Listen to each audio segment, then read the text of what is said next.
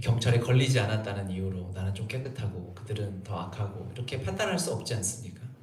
복음의 가치, 죄와 의와 생명, 천국과 지옥에 관한 진리를 묵상하다 보면 하나님 안에서 은혜 없이는 한순간도 살아갈 수 없는 것이 우리인데, 저 자신인데, 이제 그것들을 이제 보게 됐습니다. 그러면서 하나님이 계속 이 사역을 보게 하시고 기도하게 하시고, 그러면서 깨닫게 해주시는 것들이 있어요.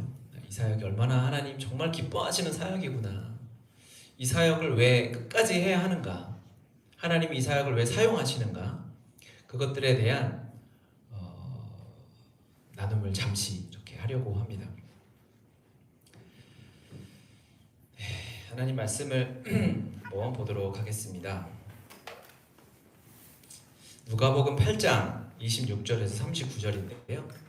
누가복음 8장 26절에서 39절입니다.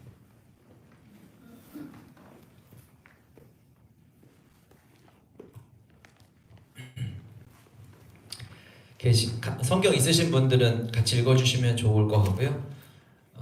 또 없으신 분은 잘 들어주시면 감사하겠습니다. 그들이 갈릴리 맞은편 거라사인의 땅에 이르러 예수께서 육지에 내리심에 그 도시 사람으로서 귀신 들린 자 하나가 예수를 만나니 그 사람은 오래 옷을 입지 아니하며 집에 거하지도 아니하고 무덤 사이에 거하는 자라. 예수를 보고 부르짖으며 그 앞에 엎드려 큰 소리로 불러 이르되 지극히 높으신 하나님의 아들 예수여, 당신이 나와 무슨 상관이 있나이까? 당신께 구하노니 나를 괴롭게 하지 마옵소서 하니, 이는 예수께서 이미 더러운 귀신을 명하사 그 사람에게서 나오라 하셨습니다. 귀신이 가끔 그 사람을 붙잡음으로 그를 쇠사슬과 고랑에 매어 지켰으되 그 맨 것을 끊고 귀신에게 몰려 광야로 나갔더라. 예수께서 내 이름이 무엇이냐 물으시시오. 이르되 군대라 하니 이는 많은 귀신이 들렸습니다. 무저갱으로 들어가라 하지 마시기를 간구하더니 마침 그곳에 많은 돼지떼가 산에서 먹고 있는지라 귀신 돼지에게로 들어가게 허락하심을 간구하니 이에 허락하시니 귀신들이 그 사람에게서 나와 돼지에게로 들어가니 그때가 비탈로 내리다가 호수에 들어가 몰상하거늘 치던 자들이 그 이루어진 일을 보고 도망하여 성내와 마을에 알리니 사람들이 그 이루어진 일을 보러 나와서 예수께 이르러 귀신 나간 사람이 옷을 입고 정신이 온전하여 예수의 발치에 앉아있는 것을 보고 두려워하거늘 귀신 들렸던 자가 어떻게 구원받았는지를 본 자들이 그들에게 이르매 거라사인의 땅 근방 모든 백성이 크게 두려워하여 예수께 떠나가시기를 구하더라. 예수께서 배에 올라 돌아가실새 귀신 나간 사람이 함께 있기를 구하였으나 예수께서 그를 보내시며 이르시되 집으로 돌아가 하나님이 내게 어떻게 큰일을 행하셨는지를 말하라 하시니 그가 가서 예수께서 자기에게 어떻게 큰일을 행하셨는지를 온 성내에 전파하니라. 아멘. 우리가 담장 안에 제소자들 사역을 하면서 이제 예수님이 사역하셨던 그 때에 예수님의 이 복음서 사역에 주님이 감옥에 가신 적이 있나 이렇게 생각을 해봤는데 없더라고요. 맞죠? 없죠. 바울은 감옥에 갇히기도 하고 있지만 예수님은 없었습니다. 물론 예수님이 감옥이라는 언급은 한번 하셨습니다. 아세요? 네, 아시죠? 이미 앞에 오전에 했나요? 제가 오전에 못 와가지고 이게 좀 찝찝해요. 이게 한 거를 빼고 해야 되는데 모르겠습니다. 그냥 할게요. 그래도 다 이제 못 들은 척하고 그냥 해주시기 바랍니다. 아, 그거 했다고 이렇게 하시면은 제가 시나리오가 틀려져가지고 어렵습니다. 주님이 감옥은 아니지만 저는 우리가 아는 이 거라사인의 광인 스토리가 사실 이 사람은 이 감옥에 격리되어 있는 삶이잖아요. 감옥은 아니지만 감옥 같은 삶이겠다라는 생각이 들더라고요. 군대 귀신이 들려서 사람들이 가까이 할 수 없었죠. 그래서 그는 무덤가의 마을과 떨어지는 곳에 격리되어서 살고 있었습니다. 그리고 쇠사슬에 매어 있기도 했습니다. 그러니 감옥에 지금 담장 안에 있는 형제 자매들과 가장 비슷한 환경이 아닐까 이런 생각이 들었어요. 그런데 이 거라사 지역은 이제 이방인이 사는 지역이잖아요. 그리고 이 앞뒤 스토리를 보시면 우리가 알 수 있듯이 예수님께서 갈릴리 지역에서 사역하시다가 배를 타고 갑자기 이제 갈릴리 건너편 동편으로 오셔서 이 거라사 지역에 오십니다. 오자마자 누구를 만나시냐면 이 거라사 광인을 만납니다. 그리고 이 광인을 고쳐주죠.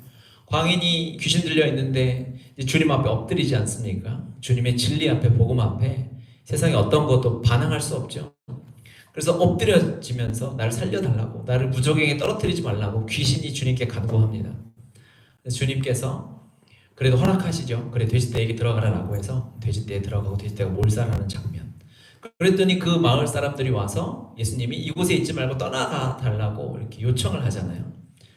그것을 대부분의 주석이나 학자들은 아마 돼지는 또 재산이지 않습니까? 그러니까 예수님의 그런 두려움 그런 것도 있지만 자신의 이런 이권과 연결이 되어 있기 때문에 예수님이 떠나가라고 하지 않았을까 이렇게 생각을 합니다. 아마 그럴 것 같아요. 그래서 결과적으로 보면 예수님은요 거라사 지역, 이방인의 땅인 거라사 지역에 와서 무덤가에 거하는 그 한 사람을 고쳐주시고 자유케 해주시고 다시 갈릴리 지역으로 배를 타고 가시게 되죠. 그 주님은 그 시대의 감옥이라고 할 수 있는, 감옥에 갇혀있는 그 한 사람을 고쳐주시고 자유케 해주시고 다시 이제 사역의 메인 베이스로 돌아오시게 되는 겁니다. 하나님은 이런 감옥에 있는 아파하고 어려운 가운데 있는 자를 관심을 갖고 계신다는 것이죠. 주님의 시선이 여전히 담장 안에 있는 형제 자매들에게 있을 수밖에 없다라고 확신합니다. 그렇죠? 예수님께서 굳이 그 바쁘신 3년 반의 사역 동안 배를 타고 건너가셔서 거라사에 가셔서, 왜냐하면 그 사람은 주님 없이는 답이 없으니까요. 사람이 도저히 안 되니 격리해야만 했고, 격리해서 쇠사슬에 매어도 그것을 끊어내니 사람의 힘으로 물리적으로 감당할 수 없는 상황이니까 예수님밖에 답이 없기 때문에 주님이 친히 찾아가 주셔서 그 사람에게 진리와 자유를 선포해 주신다라는 것이 이 스토리이죠. 놀라운 것은 아마 그 지역에서 가장 낮은 곳에 살고 있는 자가 이 광인이 아니었을까요? 그 지역에 없어져야 할 사람이 있다면 그였을 수도 있겠습니다. 하지만 반대로 이야기하면 뭐 사람이 싫다고 제거할 수는 없잖아요. 그 이 거라사 지역의 공동체에서 그 사람이 변화되어지면 그 사회는 정말 새로워질 수 있는 것이죠. 두려움도 사라질 거고요. 제가 이제 그 사역하기 전에 수학학원에서 강사를 좀 해서 수학 용어를 설교 시간에 종종 씁니다. 그래서 우리 청소년들이 많이 시험에 들어요. 그런데 그 마을에 영적인 평균치가 확 올라가지 않았을까요? 그 영적인 수치로 치면은 이 광인은 마이너스잖아요. 주님을, 이 동네 자체가 이미 뭐 이방인의 땅인데다가 거기에 군대 귀신 들려 있으니까. 근데 그가 회복됨으로 인해서 그가 또 하나님의 증인이 되어 버렸어요. 영적으로 꼴찌인 줄 알았는데 갑자기 한 줄로 서가지고 저 뒤에 꼴찌인데 밥 먹는 순서를 뒤로 돌아 해석하면 1등 되는 것처럼 하나님이 이렇게 역전시켜 버리신 거죠. 저는 우리가 섬기는 이 사역은 이 한국교회, 우리나라에 이러한 영적인 대역전을 가져올 수 있는 사역이 아닐까라는 그 놀라운 소망과 기대함을 갖게 되었습니다. 그래서 우리의 사역은 하나님 나라를 살리고 한국교회를 살리는 사역이고요. 이 하나님이 사랑하시고 특별히 택하셔서 이 마지막 때 선교 완성을 이루실 이때에 저는 우리 조국 대한민국 한국교회를 택하셨다고 믿습니다.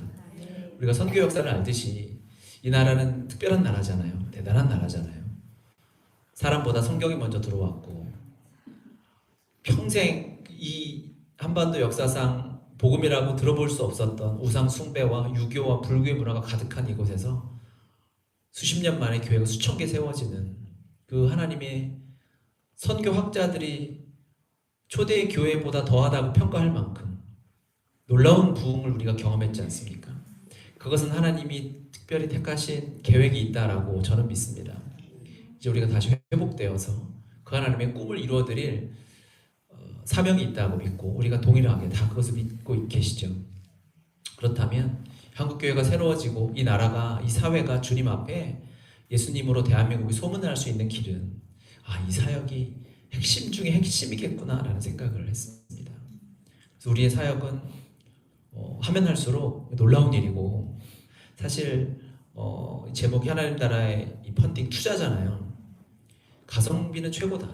이건 제가 보장합니다. 이런 가성비는 없어요. 그렇지 않습니까? 조금 투자하면 일주일에 한 1,500원, 1,700원이면 되잖아요. 그러면 이 안에 들어와서 이 편지와 이 기도를 볼 수 있는데 놀랍지 않습니까, 여러분? 하나님 이렇게 일하고 계시나? 그러니까 진리는 진짜 복음은 무서운 거예요. 하나님이 그들을 정말 사실 이런 표현이 성경에는 없지만 하나님의 사랑은 지독하잖아요. 다 개인의 간증이 있으시겠지만 저 같은 인간을 말씀으로 저를 비추어 보니 제가 이 놀라운 복음을 2008년도에 주님께서 만나게 하셨는데 전도사 되었습니다.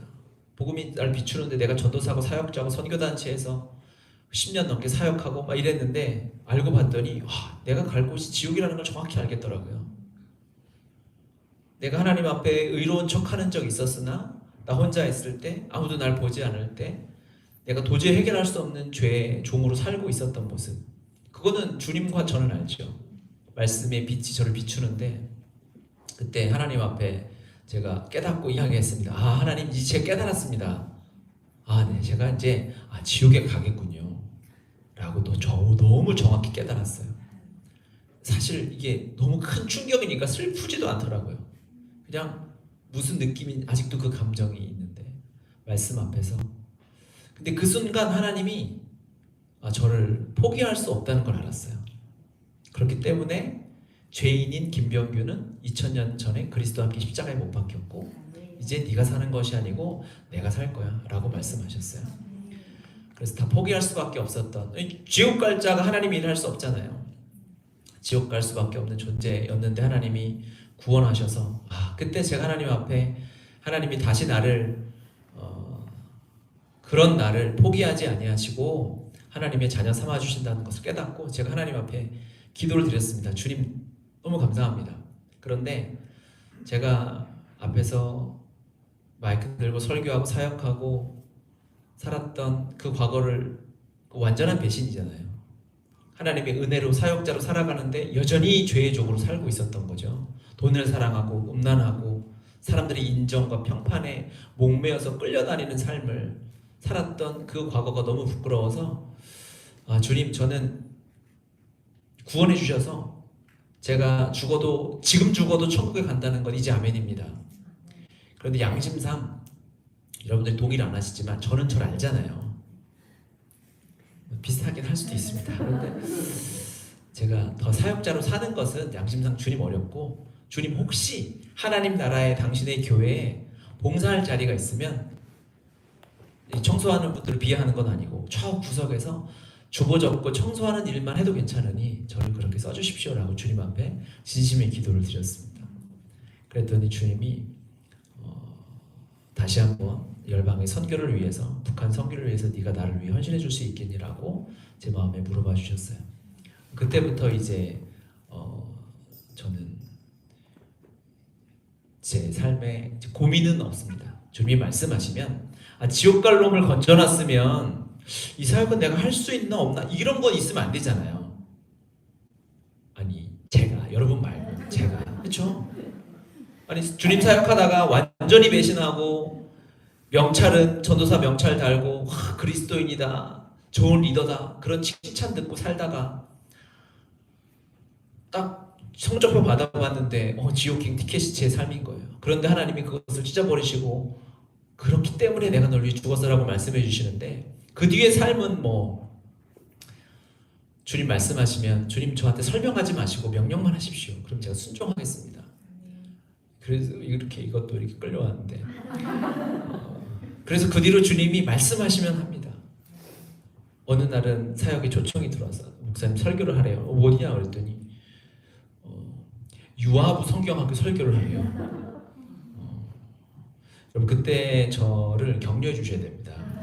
유아부 성경학교는 그걸 제가 그 전사님을 원망할 수도 없고, 제가 사역할 때 우리 전도사님들이 교사셨는데 이제 신학을 하시고 전도사님이 되셨어요. 그래서 자기가 성경학교까지 할 자신은 없다고 오라고 했는데 제가 여의도에 있을 텐데 여의도에서 군포까지 갔는데 하여튼 그 결론은 뭐냐, 주님 어디든지, 그러니까 주님이 잘 판단하시고 날 시키셔야지. 저는 얘밖에 없으니까 말씀하시면 이미 차에 타 있잖아요. 출발하려고. 저는 그렇기 때문에 이 복음의 능력, 진리의 힘을 압니다. 우리 편지 하나가 얼마나 위력이 있는가. 이건 사단이 미칠 노릇이거든요. 그런데 이것을 이 가성비 좋은 세상에. 그래서 여러분 저는 여기서 한국교회의 희망을 보고요. 이 나라, 이 조국의 희망을 여기서 봅니다. 감옥이 없어지면 우리나라가 전 세계적으로 최고의 나라 아니겠습니까? 그런데 이거를 또 얼마 전에 우리 팀장님이 수도원 사역을 하겠다고 올린 거예요. 저는 그걸 보고 하나님 주신, 성령이 주신 지혜겠구나. 이 시대에 수도원은 거기잖아요. 제가 2주년 예배 때도 잠깐 나눴지만 명절 때 그분들의 편지를 보면서 제가 너무 부끄러웠거든요. 그분들에게는 편지 하나가 너무 간절한 거죠. 그런데 주변에 우리는 성경책도 널려있죠. 유튜브를 틀면 원하는 목사님 골라서 내 마음에 드는 대로 설교 쇼핑을 할 수 있잖아요. 예배, 찬양 얼마든지 할 수 있는데 저는 전혀 갈급하지 않은 거예요. 그런데 그분들에게 다는 아니겠죠. 우리가 편지 보내는 받는 2,600명 그분들이 다는 아닐 수 있겠지만 그분들 중에 많은 수는 이 하나하나가 얼마나 간절할까. 그것이 하나님의 임재가 우리 예배당보다 더 비교는 별로 안 좋은 거지만 크면 어떡하지라는 긴장감이 들더라고요. 그것을 수도원으로 만들겠다라는 하나님의 꿈이 우리를 통해서 이루어질 수 있겠다. 아멘? 실수를 해서 죄를 지어서 그곳에 가지만 그곳에서 이제 복음의 또 기도가 심겨진 그 땅에서 하나님의 역사가 이루어질 것들을 꿈꾸니까 진짜 너무 감격스럽더라고요. 그래서 바로 그걸 읽자마자 대표님에게 제가 카톡을 했어요. 이거 너무 놀라운 사역인데 글로만 보니까 또 잘 안 와닿잖아요. 그래서 유튜브로 영상을 찍어서 올려달라고 했더니 당신이 해라. 네가 찍어서 올려라. 라고. 물론 이제 표현은 정중하지만 내용은 그래서 일단 고민해 보겠습니다. 이 위대한 사역을 또 대충 제가 핸드폰 들고 할 수는 없잖아요. 그래서 대화를 좀 해보고 해서 57개 수용기관이 수도원으로 바뀌는 그날, 이거는 진짜 하나님 주신 지혜다. 놀랍습니다. 할렐루야. 또 하나 이 사역을 하면서 결국 첫 번째 이 사역은 한국교회의 소망이고 우리 조국 대한민국이 거룩한 하나님의 나라, 우리가 꿈꾸는 하나님이 주인 되신 나라로 열방 가운데 드러나는데 이보다 더한 사역은 없을 거라고 저는 확신합니다. 또 하나 이것이 우리 개인에게도 대단히 유익한 사역일 수 있겠다라는 생각을 했습니다. 아까 잠깐 말씀드리기도 했지만 요한복음 8장에 보면 예수님께서 이제 가늠한 여인을 이제 도와주시는 장면이 나오잖아요. 우리가 잘 알듯이 가늠한 여인이 끌려와서 사람들 앞에 이제 거의 패대기 쳐져 있겠죠. 우리가 영화나 이런 거에서 봤잖아요. 그 여인은 아마 고개를 들 수 없었을 겁니다. 나를 지금 패대기 친 사람이, 나를 끌고 온 사람이 누구일까? 이 여인은 부끄럽게도 가늠한 현장에서 잡혀온 여인입니다. 지금도 만약에 그런 일이 있다라고 하면 손가락질 받을 텐데 그 당시에 가늠한 현장에서 끌려온 여인이 옷도 제대로 못 입었을 것이고 정말 사람들한테 돌 맞아 죽기 전에 수치심에 죽고 싶을 것 같았습니다. 아마 그러지 않았을까요? 그래서 그는 아마 눈을 들지도 못하고 아마 고개를 쳐들고 있었겠죠. 그 여인의 시선을 한번 생각해 봤어요. 그는 사람들의 아마 발 밖에 보이지 않았을 겁니다. 무릎 이상으로 시야를 들 수도 없었겠죠. 눈 마주치는 것이 두려웠겠죠. 한 사람이라도 나를 덜 알아봐야 그래야 이 여인이 조금 더 낫지 않았을까요? 주님이 그곳에 찾아오셔서 주님은 많은 것을 하실 수 있었을 겁니다. 말로 물리칠 수 있었겠죠. 주님이 말씀도 하시죠. 너희 중에 죄 없는 자가 돌로 쳐라 라고 하시지만 거기서 주님이 복음서에서 유일하게 하나의 행위를 하시죠. 바닥에 허리를 숙이시고 글을 바닥에 쓰시는 거예요. 주님이 캘리그라피를 배웠다는 얘기 들어보지 못했습니다. 거기서 글씨체를 자랑하시는 게 아니잖아요. 주님이 왜 무릎을 꿇고 바닥에 글자를 쓰셨을까? 그 현장에서 그 여인과 눈 마주칠 수 있는 사람은 예수님밖에 없었던 거예요. 예수님은 말씀으로 물리치시고 그냥 그 여인을 자유케 할 수도 있었겠죠. 하지만 그 여인이 진짜 주님의 말씀대로 이제 네 죄가 사하여졌으니 다시는 그 죄를 범하지 말라라고 말씀하시잖아요. 그 말씀만 가지고 이 여인이 어떻게 삽니까? 이 여인이 살아갈 수 있는 길은 그리스도의 사랑이죠. 가늠한 현장에서 잡혀인 여인 앞에 무릎 꿇는 자가 예수 그리스도였죠. 그 가장 낮은 곳, 낮고도 낮은 곳 무릎 꿇어야만 갈 수 있는 그곳에 예수님이 계셨던 거예요. 주님의 시선이 거기 있었던 거예요. 그곳에서 한 영혼이 살아나고 한 영혼 회복되어지고 예수님의 은혜를 누려서 새 생명을 얻게 되는 것이죠. 우리가 아는 것처럼 예수님은 낮은 곳에 계십니다. 예수님의 시선은 낮은 곳에 있어요. 저도 그렇고 신앙생활 하다 보면 갈수록 눈이 높아지는 것 같아요. 좋은 것, 편한 곳. 복 받으면 누릴 수 있죠. 하지만 이것을 당연하게 여기게 되고 조금 힘들어지고 낮아지면 괴로운 거예요. 주님은 여전히 세상의 기준으로도 낮은 곳에, 그러니까 신앙생활 하면서 마음이 식어지고 주님을 만나지 못하는 것 같은 생각이 드는 것은 혹시 내가 눈을 너무 높은 곳에 두고 있지는 않은가?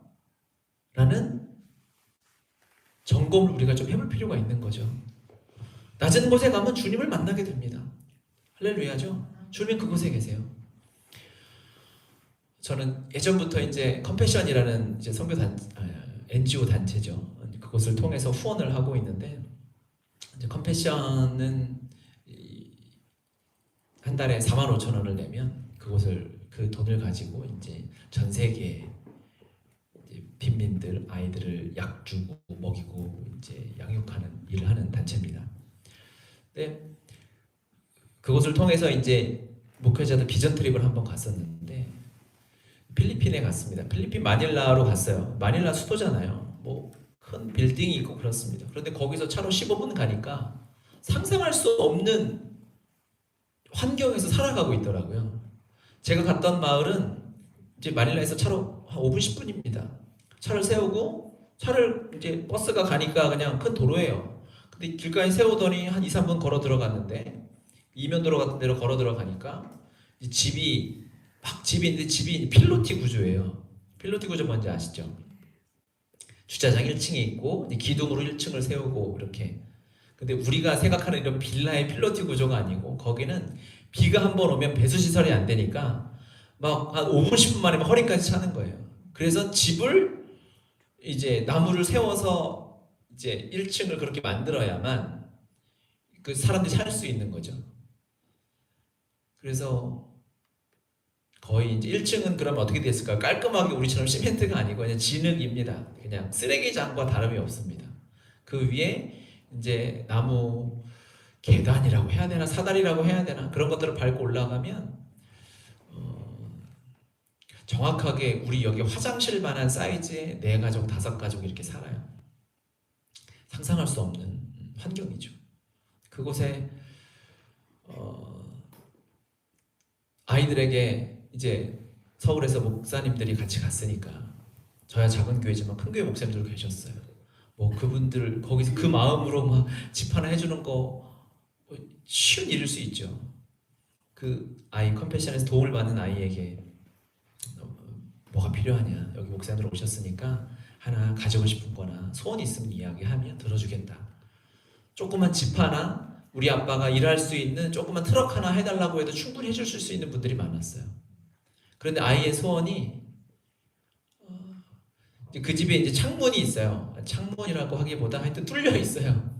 뚫려 있는데 여기에 창문을 달아주세요가 아니고 여기에 비닐을 쳤으면 좋겠어요. 알았어요. 비닐을 칠 돈이 없는 거예요. 그러니까 비가 오면 이제 그쪽은 어쩐지 짐이 없더라고. 이 좁은 집에 거기가 이렇게 빈 공간으로 남겨 있어서 보니까 이제 비가 막 들이치는 곳이었어요. 그리고 두꺼운 이불 같은 걸 덮어놨다가 비가 하면 말렸다. 그 정도로 가난한 그곳에 하나님을 사랑하는 하나님의 사람들이 그곳에서 사역하고 있더라고요. 저는 거기서 그곳에 헌신된 선교사님들, 그곳에 복음을 만나고 하나님의 꿈을 꾸는 사역들을 보면서 정말 다시 한번 주님을 뜨겁게 만나는 시간이 있었거든요. 그래서 와서 깨달았어요. 내가 한국에서 목회하면서 때로는 무뎌지고 때로는 참 제 스스로 어려울 때가 있는데 그것이 내 마음이 높아져서 그렇구나. 주님은 여전히 낮은 곳에 함께하고 계시는구나. 그 사역을 놓치지 않는다면 우리가 교만할 수도 없고 하나님이 주신 은혜를 당연하게 여기지 않을 수 있겠다. 신앙생활에 위험한 것이 하나님이 주신 선물을 당연하게 여길 때 아니겠습니까? 설교가 당연해지면 그 설교자는 이제 위험한 거죠. 우리에게 천국이 당연해지면 교회가 우리가 예배할 수 있는 그곳이 당연해지면 이제 그때부터 위기가 찾아오는 거 아니겠습니까? 철이 없거나 아니면 철이 있는데도 그렇게 하면 이제 위험한 거죠. 이 낮은 곳에 시선을 두는 삶을 살면 우리가 하나님의 그 첫사랑을 떠나지 않고 그 사랑 안에 살아갈 수 있겠다라는 확신을 하게 되었습니다. 그러니까 제가 이 사역을 하기 전까지 몰랐어요. 제가 한 달에 한 번씩 섬기는 한 5, 6년 전부터 섬기는 사역이 이제 개척할 때부터 섬기는 사역 중에 하나가 일산에 거기 일산에 법원이 있습니다. 사법연수원이 있고 법원이 있는데 법원과 사법연수원에 이제 판사님들 직원분들하고 신우의 예배를 함께 드립니다. 오래돼서 이제 친분도 있고 예배 드리는데 뭐 판사님들, 뭐 재판연구관님들, 사법연수원생들과 이렇게 예배를 드렸어요. 이 사역을 하고 났더니 다 사법부 식구더라고요. 이제 그렇잖아요. 담장 안에 계신 분들도 이제 사법부 예산으로 식사하시는 분들이고 이분들도 이렇고. 근데 제 마음이 판사님들, 고위 공무원들하고 어울릴 때는 더 뭔가 내가 된 것처럼 생각도 되고 더 편하고, 물론 그분들이 내가 도움받을 건 없어요. 판사에게 도움받을 정도면 그렇게 좋은 건 아니거든요. 그렇죠? 그런데도 불구하고 괜히 뭐 내 백이 될 것 같고 이런 생각들이 세상에서 드는 거죠. 같은 사법부 식구들과 이제 사역을 하면서 마음을 이제 그 사람들과 높은 사람들과 친하게 지내고 살아가는 것보다 이곳에 있는 자들과 함께 사는 것이 내 신앙에 훨씬 유익하겠구나라는 결론을 이제 저 스스로 보게 되는 거죠. 일산에서 예배를 드리고 강변북로를 타고 오면서 제 마음을 돌아보게 되고 하나님이 말씀해 주시고, 근데 주님이 그러셨더라고요. 주님이 높은 자들, 유명한 자들, 랍비들과 어울리는 것보다 아픈 자들, 고아와 과부와 나그네와 어린아이와 어울리는 것을 주님이 항상 하셨더라고요. 그러니까 확실한 건 있습니다. 그들과 함께 있으면 주님은 거기 계십니다. 우리가 이 프리즌 사역 가운데 있으면 반드시 주님과 함께하는 사역은 하게 되는 것입니다. 주님이 그곳에서 우리를 만나주시고 우리를 회복시켜 주실 것이라고 확신합니다. 그래서 우리의 마음을 그곳에 두는 삶, 이것이 우리의 신앙의 울타리라고 저는 확신합니다. 그렇죠? 이것은 아마 여러분 웬만하면 무뎌지지 않을 겁니다. 우리도 스스로 사역을 하면서 저도 막 고민이 되고 도대체 왜 감옥에 들어갔는지도 가끔 생각이 들잖아요. 그런데 이 사역을 하면서 하나님이 이 프리즌 사역으로 인해서 이 헌신하는 350명 이상의 이 발런티어들을 하나님께서 이 사역으로 말미암아 우리의 신앙을 생생하게 지켜주는 울타리가 되겠다. 좀 비슷한 이 말씀을 준비하면서 떠올랐던 예가 있는데, 하나님이 이 사역을 하는 동안 우리에게 은혜를 주실 수밖에 없는 거예요. 그렇죠? 그렇게 우리가 하나님 앞에 우리끼리 모였으니까 항이라도 하자고요. 은혜를 주셔야만 하는 거예요. 아멘. 제가 개척을 하면서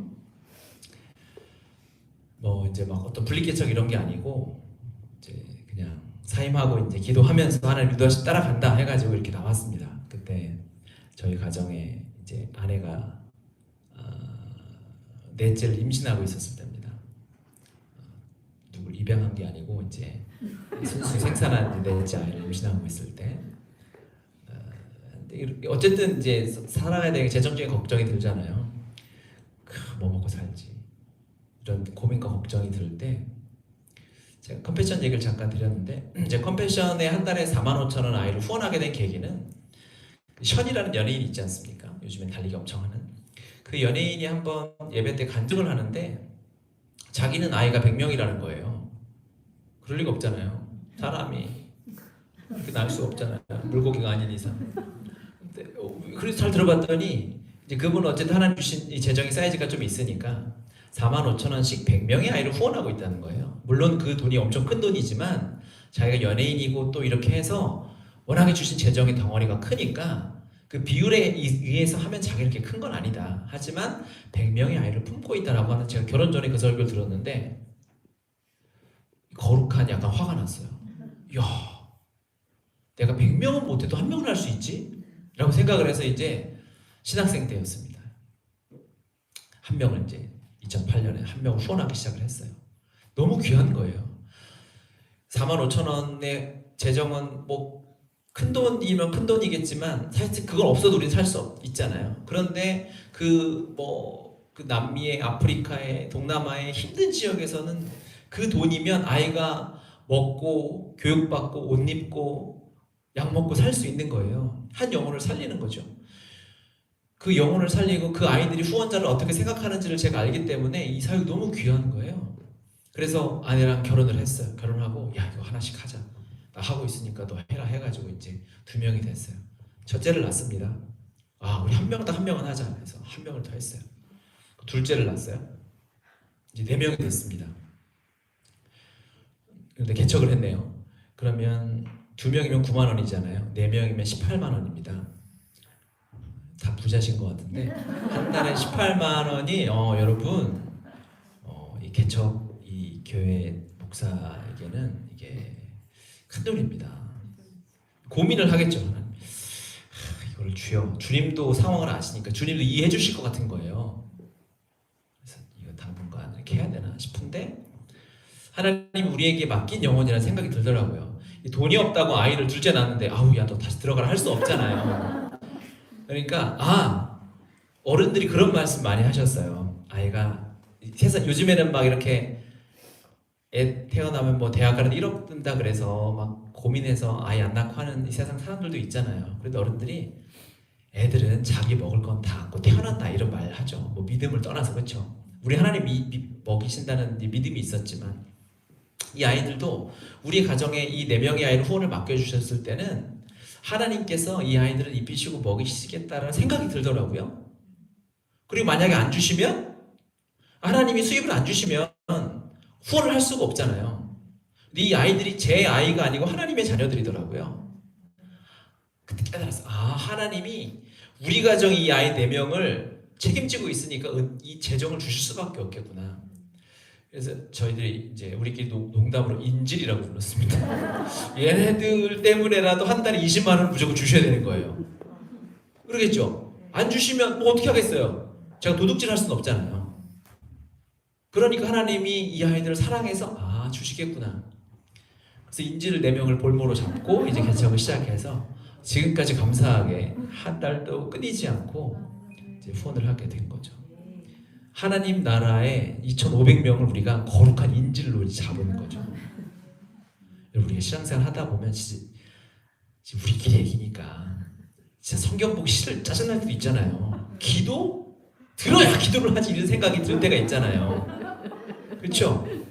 하지만 하나님은 우리에게 은혜를 주셔야만 하는 거예요. 우리가 넘어지면 안 되는 거예요. 우리가 쓰러지면 안 되는 거예요.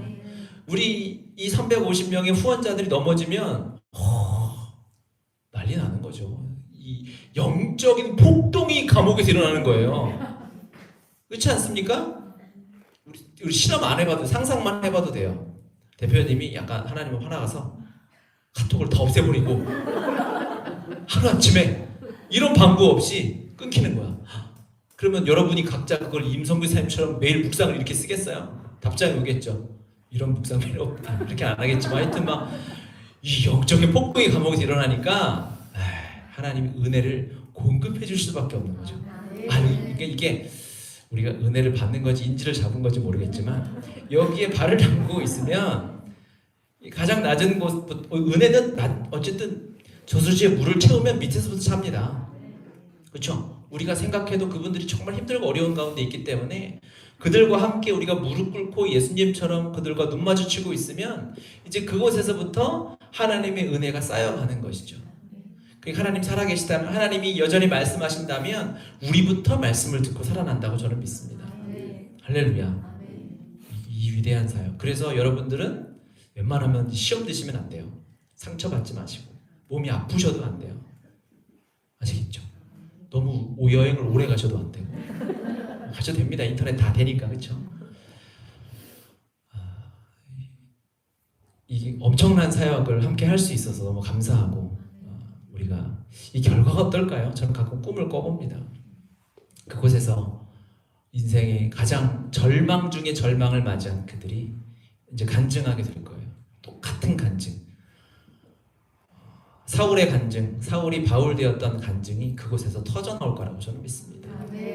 예수님을 거부하고 저주하고 저 멀리 가 있던 자들이 주님 앞에 돌아와 하나님을 만났다는 자리가 확률적으로 가장 높은 곳이 우리가 이제 만들어갈 57개의 수도원이 될 거라고 저는 믿습니다. 아멘. 제가 기도하고 마치겠습니다. 하나님 감사합니다. 어마어마한 하나님의 지혜로 이 사역을 허락해 주시고 함께 섬기게 주셔서 감사합니다. 아버지, 이 사역에 복을 내려주시고 은혜 내려주시옵소서. 은혜가 끊기지 않게 도와주시옵소서.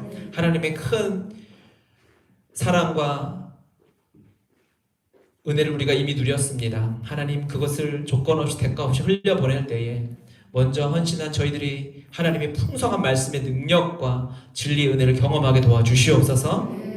그리하여 우리의 작은 섬김이지만 우리가 주님 앞에 드리는 것은 고작 도시락 하나밖에 안 되지만 이것을 드렸을 때 주님, 57개의 저 담장 안에 교도소 구치소가 하나님의 나라가 될 것이라 확신합니다.